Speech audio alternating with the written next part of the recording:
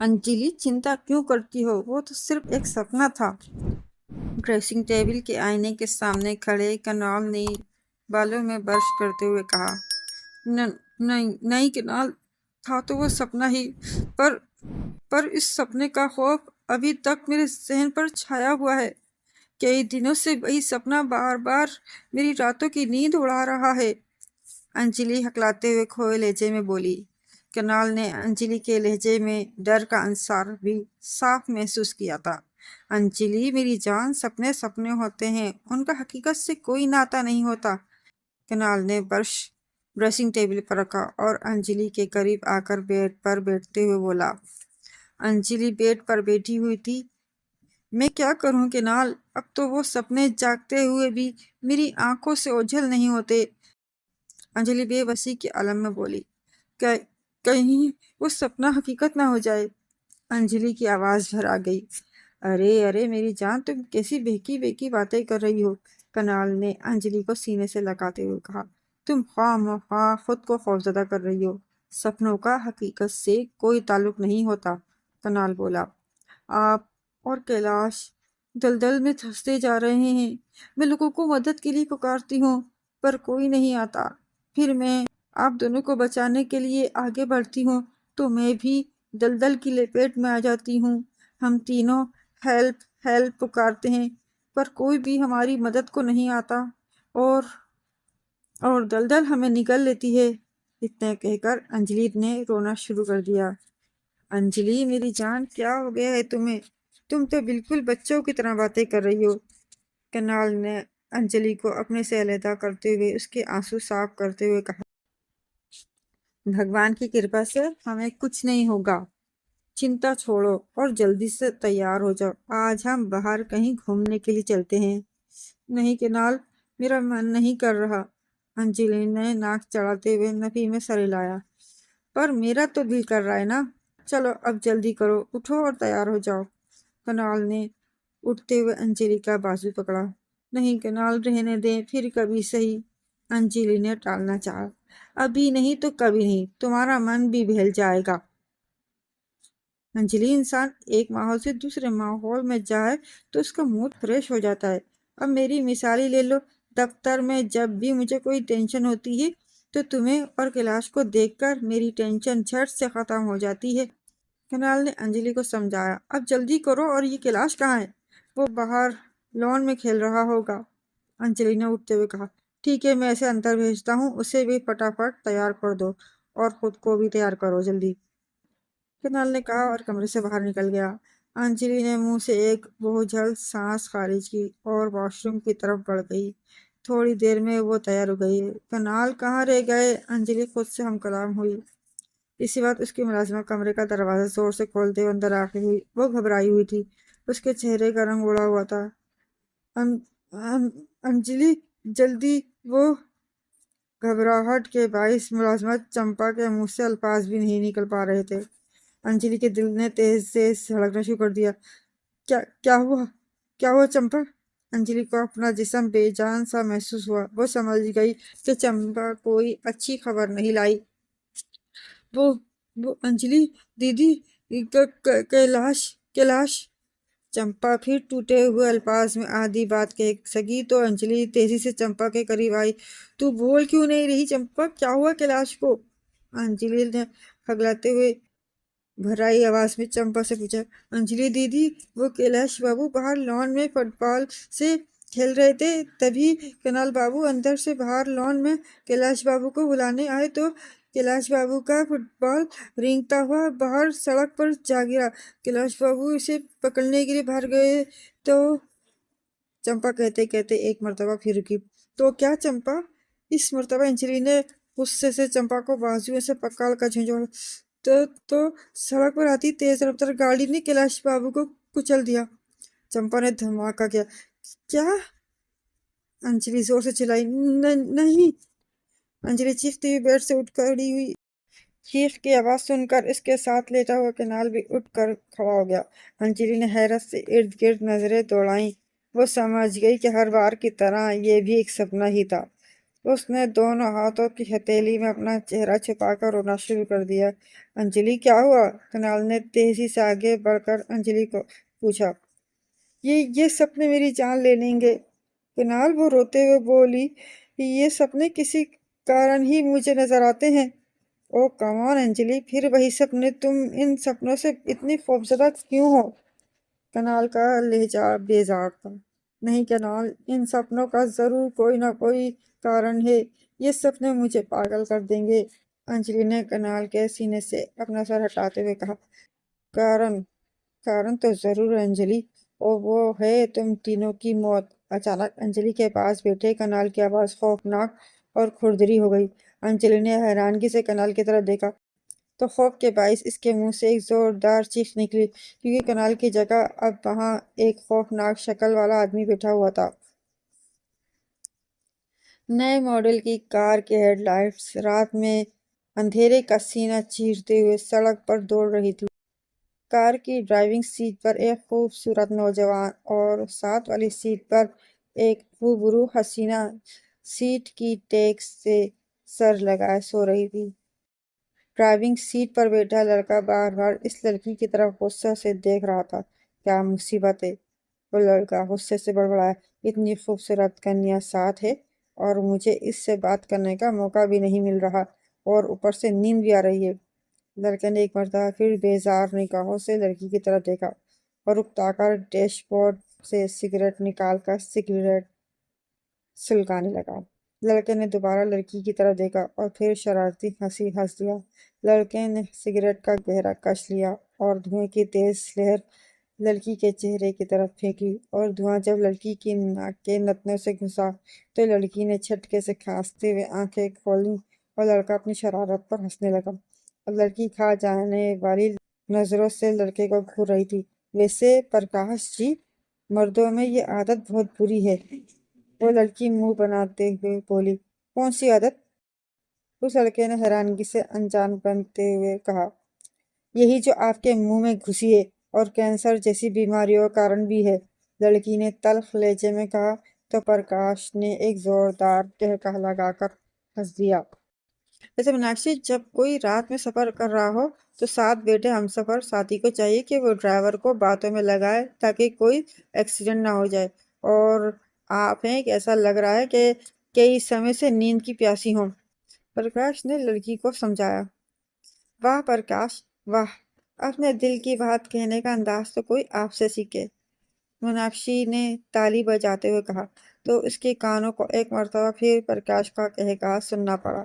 अभी तक मेरा पलक आपके इस कड़वे धुएं की कड़वाहट को महसूस कर रहा है।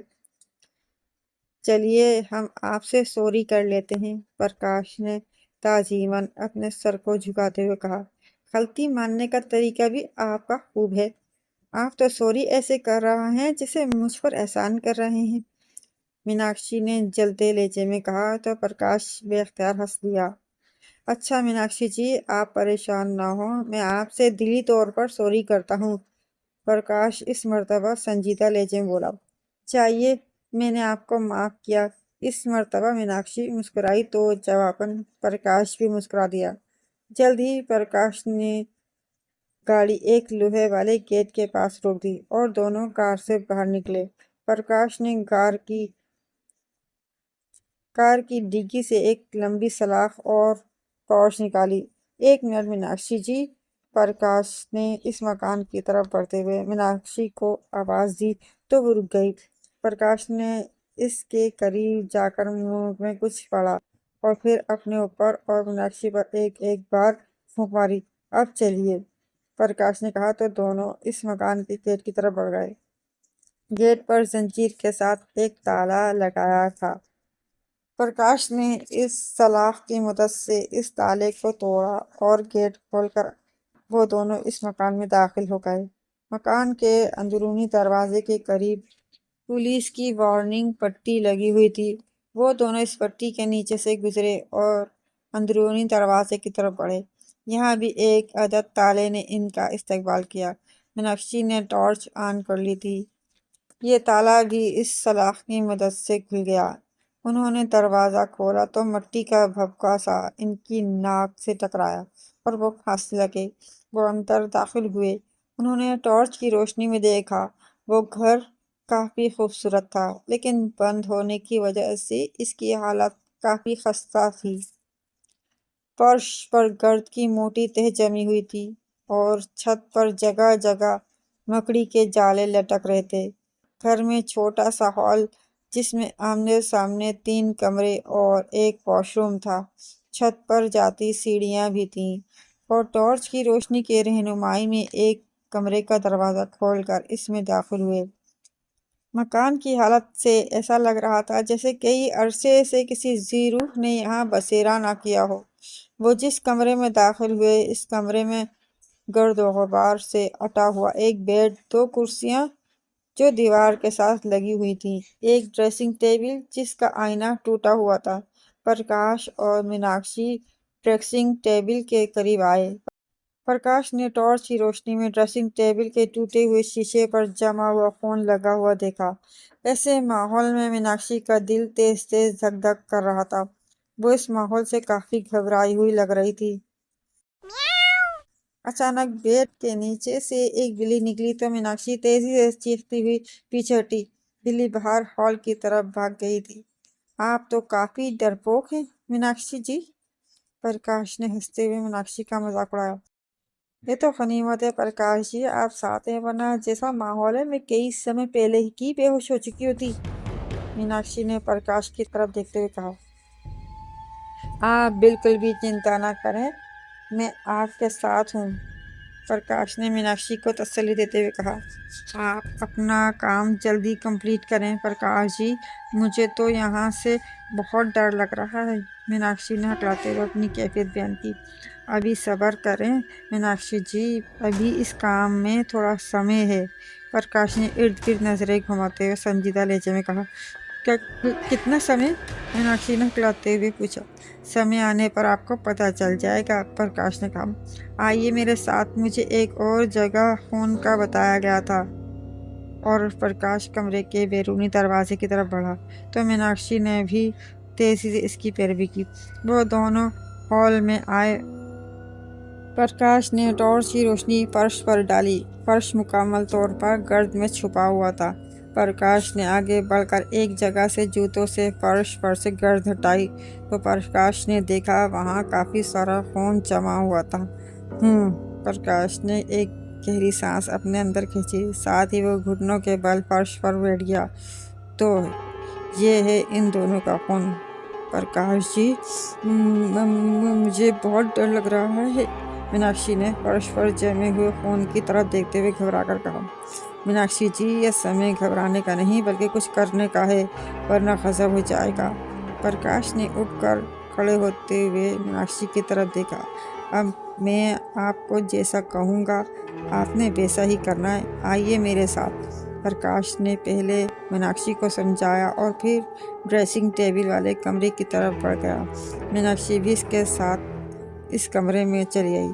अब आप इस बेड पर लेट जाइए, प्रकाश ने कमरे में पड़े गर्द और गुबार से अटे बेड की तरफ इशारा करते हुए कहा। मेरी साड़ी खराब हो जाएगी, मीनाक्षी नफी में सर हिलाते हुए पीछे हटी तो प्रकाश बेअख्तियार मुस्कुरा पड़ा। मीनाक्षी जी, चिंता ना करें, मैं आपको नई साड़ी ले दूंगा, प्रकाश ने मुस्कुराते हुए कहा। अब जल्दी करें, रात पहले ही अपना सफ़र काफ़ी तय कर चुकी है। हमें रात के अंत से पहले पहले इस काम को पूरा करना है। मीनाक्षी हिचकिचाते हुए बेड पर जाकर लेट गई। प्रकाश ने अपनी जेब से एक शीशी निकाली जिसमें लाल कलर का कोई महलूल था। अब आप घबराइएगा मत, इस शीशी में मौजूद खून में आपके दोनों बाजुओं पर लगाऊंगा और फिर एक मंत्र पढ़ूंगा और आप पर फूंकूंगा, जिससे आपको नींद आ जाएगी, प्रकाश ने कहा तो मीनाक्षी ने इस बात में सर हिला दिया।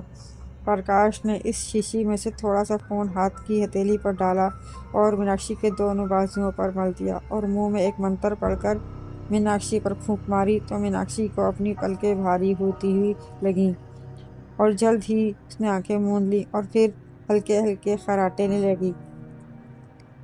प्रकाश ने इत्मीनान से एक लंबी सांस खींची और कमरे से बाहर हॉल में निकल आया। अब वो इस जगह पर आया जहाँ फर्श पर खून जमा था। प्रकाश ने इस शीशी में से खून के चंद कतरे फर्श पर इस जमे हुए खून पर टपका दिए। वो एक निस्वानी चीख की आवाज़ थी जिसे सुनकर बेड पर लेटी मीनाक्षी की आंख खुली तो मीनाक्षी बेड पर लेटी हैरत से इर्द गिर्द देखने लगी। कमरा अब बिल्कुल मुकम्मल तौर पर रोशनी में नहाया हुआ था और कमरे की हालत बिल्कुल एक इस्तेमाल होने वाले कमरे जैसी थी। ड्रेसिंग टेबल का शीशा भी बिल्कुल सही हालत में था। एक मरतबा फिर निस्वानी चीख ने मीनाक्षी को अपनी तरफ मुतवज्जा किया। वो निस्वानी चीखें हॉल से आ रही थी। हॉल भी अब रोशनी में नहाया हुआ था और बिल्कुल सही हालत में था। मीनाक्षी बेड से नीचे उतरी और हॉल में आई तो मीनाक्षी को हैरत का एक शदीद झटका लगा। मकान के बैरूनी दरवाजे से दो हट्टे कट्टे खूबसूरत नौजवान अंदर दाखिल हुए। इनमें से एक ने एक लड़की को कंधे पर उठा रखा था और वो लड़की अपने आप को बचाने के लिए टांगों, बाजुओं और चीखों का सहारा ले रही थी। टांगे वो जोर जोर से हिला रही थी। हाथों के मुक्के वो लड़के की कमर पर बरसा रही थी और साथ साथ मुंह से चीख भी मार रही थी। वो दोनों लड़की को उठाए मीनाक्षी की तरफ ही आ रहे थे। बचाओ बचाओ, वो लड़की फिर चिल्लाई। जितना मर्जी चीखो, यहाँ तुम्हारी कोई सुनने वाला नहीं है। कंधे पर लड़की उठाए इस लड़के ने मुस्कुराते हुए कहा, मैं मुझे छोड़ दो, तुम्हें भगवान का वास्ता। वो लड़की मिन्नत भरे लहजे में बोली। वो लड़के मीनाक्षी के करीब आए तो मीनाक्षी तेजी से पीछे हट गई और वो दोनों लड़के इस ड्रेसिंग टेबल वाले कमरे में पहुंचे तो रणवीर ने इस लड़की को बेड पर पटक दिया। देखो रणवीर, भगवान के लिए मुझे छोड़ दो, घर में मेरी माता पिता परेशान हो रहे हैं। लड़की ने हाथ जोड़ते हुए रणवीर से इल्तिजाई लहजे में कहा। अपने माता पिता की परेशानी का ख्याल है और मेरा? मैं जो बचपन से लेकर आज तक तुम्हारे प्रेम में तड़पा हूँ। रणवीर गुस्से से चीखते हुए बोला। मैं तुमसे प्रेम नहीं करती रणवीर, मेरा केनाल से विवाह होने वाला है। प्लीज भगवान के लिए मुझे छोड़ दो। वो लड़की बदस्तूर रोते हुए बोली। मेरे सपनों का महल तोड़कर तुम किसी और की हो जाओ, ये मैं होने नहीं दूंगा। मैं तुम्हें किसी को मुंह दिखाने के लायक नहीं छोड़ूंगा। रणवीर सपाट लहजे में बोला। किसी से प्रेम करो तो लोग अपनी प्रेमिका को पलकों पर बिठाते हैं और तुम? इस लड़की ने रोते हुए बात अधूरी छोड़ दी। ये तो अपना अपना अंदाज है अंजलि। इस मर्तबा दूसरे लड़के ने मुस्कुराते हुए लड़की का नाम अंजलि लिया। किसी को फूल की खुशबू सूंघने में मज़ा आता है और किसी को फूल मसलने में। मुझे तो फूल मसलने में मज़ा आता है। मैंने तुमसे अपने दिल की बात कही थी अंजलि, पर तुम्हें याद है तुमने उसका क्या जवाब दिया था? इस मर्तबा रणवीर अपने गाल पर हाथ फेरते हुए कहा। तुम जानते हो मैंने तुम्हें वो थप्पड़ किस कारण मारा था? मैं वो पहली लड़की नहीं थी जिससे तुमने प्रेम किया था। मैं अच्छी तरह जानती हूँ कि तुम और ये शेखर कॉलेज में क्या रंग रलियां मनाते हो और इसकी मिसाल अभी भी शेखर ने तुम्हारे सामने दी है। तुम और ये शेखर सिर्फ लड़कियों को इस्तेमाल करते हो और फिर इन्हें बेकार चीज़ों की तरह छोड़ देते हो। अंजलि ने अपने आंसू साफ करते हुए कहा। मैं तुमसे सच्चा प्रेम करता हूँ अंजलि। सच्चे प्रेमी ऐसे काम नहीं करते रणवीर जो तुम कर रहे हो। अगर तुम्हें मुझसे सच्चा प्रेम था तो तुम हर बुरा काम छोड़ते, खुद को सुधारते। फिर तुम्हारा सारा काला चिट्ठा मालिनी ने मेरे सामने खोल दिया था। और ये बात ज्यादा पुरानी नहीं है। शेर के मुंह को खून लग जाए तो वो दूध नहीं पीता। ऐसा ही हाल तुम्हारा है। तुम्हारे माता पिता ने भी तुम्हें कई बार समझाने की कोशिश की, पर तुम्हारी हरकतों में कोई फर्क नहीं आया। तुम मुझसे नहीं, मेरी। इस मर्तबा अंजलि नफरत अंगेज लहजे में बोली। वो तो मैं अब भी खेलूंगा, फर्क सिर्फ इतना सा है, पहले मैं तुम्हारी मर्जी से खेलता और अब मैं अपनी मर्जी से खेलूंगा। इस मर्तबा ना पहले ना अब, जब तक मेरे शरीर में सांसों की ये डोर है, तुम मैं तुम दोनों को अपने शरीर पर हाथ भी लगाने नहीं दूंगी। इस मर्तबा अंजलि इस पुख्ता लहजे में बोली। अच्छा तो अब भीगी बिल्ली शेरनी बन गई है? रणवीर तंजिया लहजे में बोला। जब बात इज्जत पर हो ना तो नारी शेरनी बनने में नहीं देर लगाती। अंजलि अंगारा और उगलती आंखों रणवीर और शेखर की तरफ देखते हुए बोली। और वैसे भी पुलिस यहाँ किसी भी समय पहुंचने वाली है। क्या मतलब? इस मर्तबा शेखर हकलाया। मतलब ये कि जब तुमने मुझे फोन किया कि विवाह से पहले तुम मुझसे एक मर्तबा मिलना चाहते हो, तो मेरी दीदी मीनाक्षी ने मुझे मना भी किया कि रात के इस समय तुम्हारे से मिलना ठीक नहीं। पर मेरी ही मत मारी गई थी, मैं जो तुम्हारी चिकनी चपड़ी बातों में आ गई और अपने घर की पिछली गली में तुमसे मिलने आ गई। पर अब तक तो मीनाक्षी ने माता पिता को सब कुछ बता दिया होगा और माता पिता ने पुलिस को इन्फॉर्म कर दिया होगा और पुलिस तुम्हारी और मेरी तलाश में निकल खड़ी होगी। ओह, तो ये बात है। तब तो हमें जल्दी करनी चाहिए। वैसे भी हमें चिंता करने की कोई जरूरत नहीं, इस घर के बारे में किसी को भी पता नहीं है और पुलिस अगर यहाँ पहुंच भी जाती है तब तक तुम किसी को मुंह दिखाने के लायक नहीं रहोगी। रणवीर पहले परेशानी और फिर मुस्कुराते हुए बोला। रणवीर की इस बात से परेशानी और घबराहट ने अंजलि के चेहरे पर बसेरा कर लिया था। जब तक मेरी सांस में सांस है, मैं तुम दोनों को अपने हाथ को हाथ लगाने भी नहीं दूंगी। मर जाऊंगी पर तुम दोनों को अपने गंदे इरादों में कामयाब नहीं होने दूंगी, अंजलि एक अज़म से बोली। रणवीर और शेखर ने अंजलि की इस बात पर एक जोरदार कहा लगाया। अंजलि तेजी से बेड से नीचे उतरी और ड्रेसिंग टेबल के पास खड़ी हो गई। वो रणवीर और शेखर का नाकाम मुकाबला करने के लिए तैयार खड़ी थी। रणवीर मुस्कुराते हुए आगे बढ़ा। उसने अंजलि को बाजू से पकड़ने की कोशिश की थी। इसने भी एक जोरदार थप्पड़ अंजलि के गाल पर दे मारा। तो नाजुक से अंजलि के गाल पर इतना जोरदार थप्पड़ शायद जिंदगी में पहली बार पड़ा था। उसकी आंखों के सामने तारे नाचने लगे और वो चीखती हुई ड्रेसिंग टेबल के आईने से जा टकराई और ड्रेसिंग टेबल का कांच टूट गया। अंजलि का सर फट गया था और इसका थोड़ा सा खून ड्रेसिंग टेबल के टूटे हुए शीशे पर लग चुका था। अंजलि को चक्कर से आते हुए महसूस हुआ। उसने जोर से सर को झटका। वो शायद समझ गई थी कि अगर वो इस मौके पर कमजोर हो गई तो उसकी जिंदगी बर्बाद हो जानी थी। शेखर और रणबीर ने अंजलि को बाजुओं से पकड़ा। अंजलि ने अपना घुटना रणबीर की टांगों के बीच मारा। अब आंखों के सामने नाचते तारे देखने की बारी रणबीर की थी। उसके मुंह से बेख्तियार जोरदार चीख निकली और वो झुक कर बैठ गया। अब अंजलि ने अपने नाखूनों से शेखर का चेहरा लहूलुहान कर दिया। वो अपना चेहरा पकड़ कर बैठ गया। अंजलि ने मौका गनीमत जाना और तेजी से कमरे की बैरूनी दरवाजे की तरफ भागी। दरवाजे पर खड़ी मीनाक्षी एक मर्तबा फिर डर कर पीछे हटी। पकड़ो इसको, रणबीर ने तकलीफ के बायस हकलाते हुए कहा। शेखर अपने चेहरे की तकलीफ भूलकर तेजी से हॉल की तरफ भागा और घर के बैरूनी दरवाजे की तरफ भागती अंजलि को बालों से पकड़ लिया।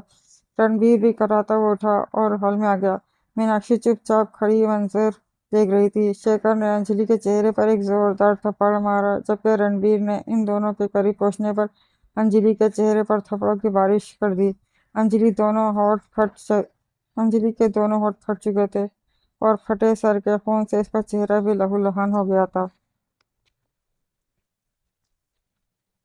वो फर्श पर जा गिरी। अब शायद इसमें मजीद लड़ने की हिम्मत नहीं रही थी। हम तुझे जिंदा नहीं छोड़ेंगे। अचानक जमीन पर बैठी अंजलि एकदम उठी और शेखर की पैंट की बेल्ट में लगे रिवॉल्वर को निकाल लिया। उसने शायद रिवॉल्वर देख लिया था। आज कुदरत शायद अंजलि पर मेहरबान थी। शेखर अंजलि से रिवॉल्वर छीनने के लिए अंजलि की तरफ बढ़ा। हॉल में फायर की एक आवाज गूंजी। अंजलि ने शेखर पर गोली चला दी थी। शेखर की चीख भी ना निकल सकी। वह फर्श पर ढेर हो गया। अब अंजलि ने रिवॉल्वर का रुख रणवीर की तरफ किया। देखो अंजलि, मेरी बात सुनो, रणवीर घबराते हुए हकलाया। जलील इंसान, तेरा अंतिम समय आ गया है। शायद तेरा अंत मेरे ही हाथों लिखा है। इतना कहकर अंजलि ने रणवीर पर फायर खोल दिए। रणवीर भी शेखर की तरह बगैर चीखे फर्श पर ढेर हो गया। रणवीर और शेखर के जिस्म से निकलने वाला खून फर्श पर फैल चुका था। देखा अंजलि, तुमने हमारा क्या हाल किया। अचानक मीनाक्षी को अपने अगली जानिब से रणवीर की आवाज़ सुनाई दी। मीनाक्षी तेजी से घूमी तो इसके मुंह से एक जोरदार चीख निकल गई। पीछे रणवीर खड़ा था। मुझे मालूम था अंजलि कि तुम यहाँ जरूर आओगी, रणवीर पुरजोश होते बोला। नहीं रणवीर, मैं अंजलि नहीं, मीनाक्षी हूँ, मीनाक्षी ने धड़कते दिल के साथ हकलाते हुए कहा। अब हम एक हो जाएंगे अंजलि, तुम भी मेरी दुनिया में आ जाओगी। रणवीर ने मीनाक्षी की बात अनसुनी करते हुए इसकी तरफ देखते हुए कहा, देखो रणवीर, मैं मीनाक्षी हूँ। अंजलि दीदी तो घर में केनाल और कैलाश के साथ है। मीनाक्षी ने पीछे हटते हुए कहा। इसी वक्त न जाने प्रकाश कहाँ से निकला और उसने शीशी में बचा फोन वहाँ खड़े रणवीर के सर पर डाल दिया तो हॉल रणवीर की चीखों से कांप उठा। प्रकाश मुंह में कुछ पढ़ भी रहा था। अचानक रणवीर के जिस्म में आग भड़क उठी और फिर एक सफ़ेद दूधिया तेज़ रोशनी पूरे हॉल में फैलने लगी। वो रोशनी इतनी तेज़ थी कि मजबूरन हॉल में मौजूद प्रकाश और मीनाक्षी की अपनी आंखें बंद करनी पड़ी। हॉल में रणवीर की चीखें भी गूंज रही थी और फिर वहाँ एकदम खामोशी छा गई। प्रकाश और मीनाक्षी ने आंखें खोली तो वो घर अब दोबारा अंधेरे में डूबा हुआ था और घर की हालत पहले जैसी खस्ता थी और हॉल की छत पर मकड़ियों के जाले भी लटक रहे थे। दीजिए मीनाक्षी जी, अब रणवीर की आत्मा अंजलि जी को तंग नहीं करेगी। अब रणवीर की आत्मा नरक में सड़ रही होगी।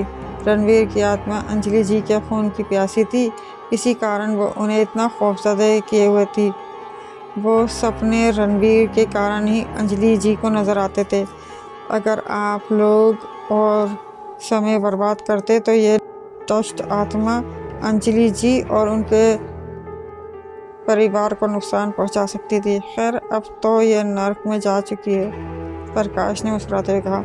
आपका बहुत बहुत धन्यवाद प्रकाश जी, मीनाक्षी ने मुस्कुराते हुए तहे दिल से कहा। मेरा तो काम ही यही है मीनाक्षी जी, भटकी खून की प्यासी आत्माओं को ठिकाने लगाना। जवाबन प्रकाश भी मुस्कुरा दिया। आप बहुत पुण्य का काम कर रहे हैं। मेरी दीदी अंजलि बहुत खौफजदा रहने लगी थी। इंसान तो इंसान से लड़ सकता है, परंतु भूत प्रेत आत्माओं से नहीं। और आज मैंने यहाँ जो कुछ देख लिया है, मुझे अपनी आंखों पर विश्वास नहीं हो रहा। रणवीर अपनी असल जिंदगी में भी कम खतरनाक नहीं था, परंतु मेरी दीदी ने रणवीर और शेखर का बड़ी बहादुरी से मुकाबला किया। वो तो भगवान की कृपा हुई। क्राइम सीन पर मौजूद सबूतों के कारण मेरी दीदी अदालत से बाइज्जत बरी हो गई। मेरे जीजा जी कनाल भी बड़े भले इंसान हैं। इतनी बड़ी घटना घटने के बाद भी उन्होंने अंजलि दीदी को अपनाया और अब भी जब वो अपने सपनों के कारण खौफजदा रहने लगी तो कनाल जीजा ने ही मुझे कॉल करके बुलाया और सारी सूरत हाल से आगाह किया। अंजलि दीदी ने आज रणवीर का भयानक चेहरा भी देखा था। मेरी एक सहेली ने आपका जिक्र कई दफ़ा किया था, सो मैं आपके पास चली आई। मैं एक मर्तबा फिर आपका धन्यवाद करती हूँ।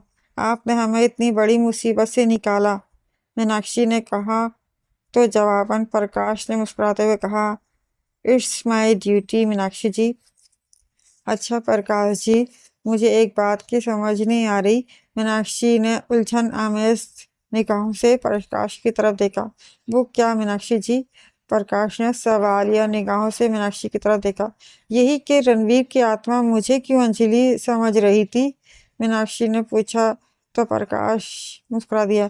वो इसलिए मीनाक्षी जी कि मैंने आपके बाजुओं पर जो फोन लगाया था वो अंजलि का था और मैंने आते समय अंजलि जी के बाजुओं से लिया था। मैंने आप पर एक मंत्र भी पढ़ा था। बस इसी कारण रणवीर की आत्मा आपको अंजलि समझ रही थी, प्रकाश ने बताया और मीनाक्षी ने समझने वाले अंदाज में होठों को दायरों की शक्ल मिली।